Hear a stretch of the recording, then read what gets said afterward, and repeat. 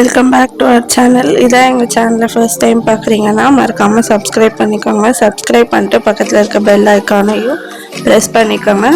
மறக்காமல் சப்போர்ட் பண்ணுங்கள். இன்றைக்கி நம்ம சேனலில் பன்னீர் புர்ஜி எப்படி செய்கிறதுன்னு தான் பார்க்க போகிறோம். தேவையான இன்க்ரீடியன்ஸ்லாம் ஸ்க்ரீனில் இருக்குது.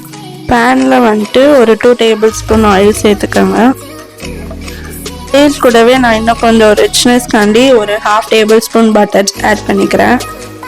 பட்டர் ஆட் பண்ணதுக்கு அப்புறமா ஃபைன்லி சாப்டு கிரீன் சில்லிஸ் ஒரு 4 எடுத்து போட்டிருக்கிறேன்.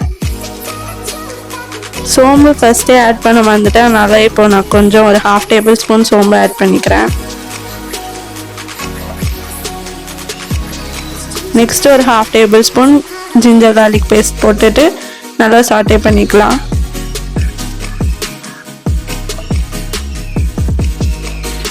நெக்ஸ்ட் நான் ஒரு ஆனியன், பெரிய சைஸ் ஆனியன் வந்துட்டு ஃபைனாக குட்டி குட்டியாக சாப் பண்ணி ஆட் பண்ணிக்கிறேன். நீங்கள் எவ்வளோ குட்டி குட்டியாக கட் பண்ணுறீங்களோ அப்போ தான் புர்ஜிக்கெலாம் நல்லா டேஸ்ட்டாக இருக்கும். ஸோ நல்லா குட்டி குட்டியாக கட் பண்ணிக்கோங்க.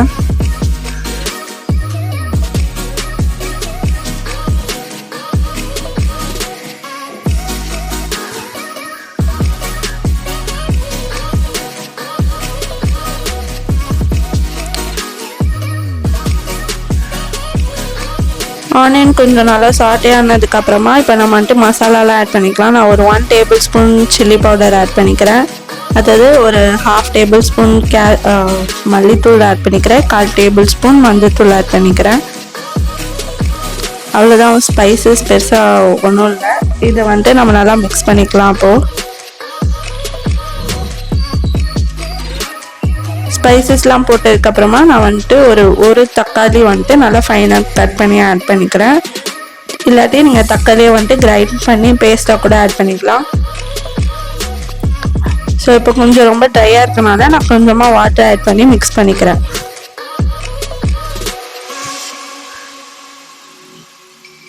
ஸோ தக்காளி நல்லா மேஷ் ஆகிற வரைக்கும் நம்ம க்ளோஸ் பண்ணி குக் பண்ணலாம்.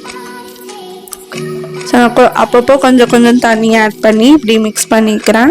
ஸோ நம்மளுக்கு வந்துட்டு இந்த மாதிரி ஒரு ஃபைன் பேஸ்ட் கிடைச்சதுக்கப்புறமா நம்ம என்ன பண்ண போகிறோம்னா பன்னீரை வந்துட்டு நம்ம கிரேட் பண்ணியிருக்கணும். இல்லாட்டி மிக்சியில் போட்டு லைட்டாக ஒரு சுற்று மட்டும் விட்டிங்கன்னா நல்லா இந்த மாதிரி ஃபைனாக கிடச்சிடும். ஸோ இதை வந்துட்டு நம்ம இந்த புர்ஜி மசாலாவோட ஆட் பண்ணிக்க போகிறோம். ஸோ இதை வந்துட்டு நம்ம பன்னீருக்கு பதிலாக பொட்டேட்டோ, பீஸு இந்த மாதிரி நம்ம வேறு எது கூட வேணாலும் இதே மாதிரியே செஞ்சு சாப்பிட்லாம். நல்லா டேஸ்ட்டாக இருக்கும். பன்னீர் போட்டதுக்கப்புறமா நல்லா மிக்ஸ் பண்ணிக்கோங்க. பன்னீரும் மசாலாவும் எல்லாமே ஈவனாக கோட் ஆகிற மாதிரி மிக்ஸ் பண்ணிக்கலாம்.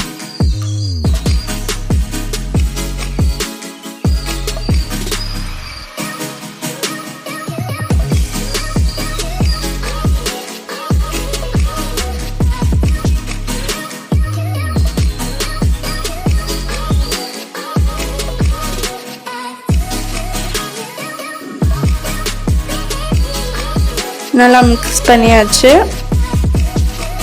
பார்த்தீங்களா, நம்ம எந்த ஒரு கலருமே ஆட் பண்ணாமல் எவ்வளோ கலர் சூப்பராக இருக்குன்ட்டு. இப்போ லாஸ்ட்டாக நம்ம வந்துட்டு கரம் மசாலா ஆட் பண்ணிக்கிறோம். ஒரு 1/4 table spoon garam masala add பண்ணிக்கலாம். ஃப்ளேவர் காண்டி தான், வேணும்னா ஆட் பண்ணிக்காங்க, இல்லாட்டி கம்ப்ளீட்லி ஆப்ஷனல் தான்.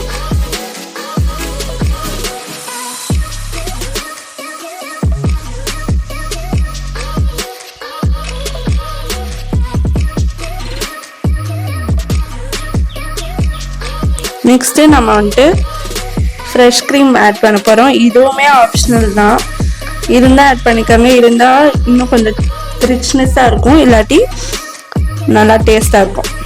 இல்லாட்டி விட்டுருங்க, ஆட் பண்ணலனாலும் ப்ராப்ளம் இல்லை. பெருசாக இந்த டேஸ்ட் டிஃப்ரென்ஸும் இருக்காது.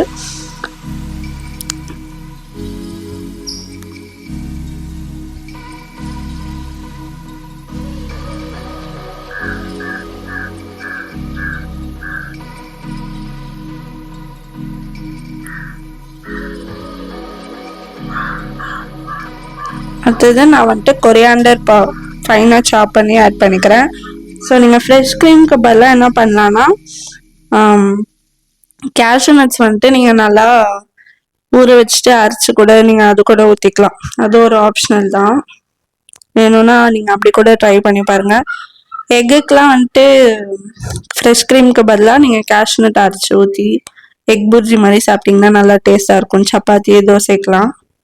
ஸோ அவ்வளோதான், நம்ம எக் புர்ஜி நல்லா ரெடி ஆயிடுச்சு. நீங்கள் சர்வ் பண்ணும்போது பட்டர் வச்சு சர்வ். Thank you.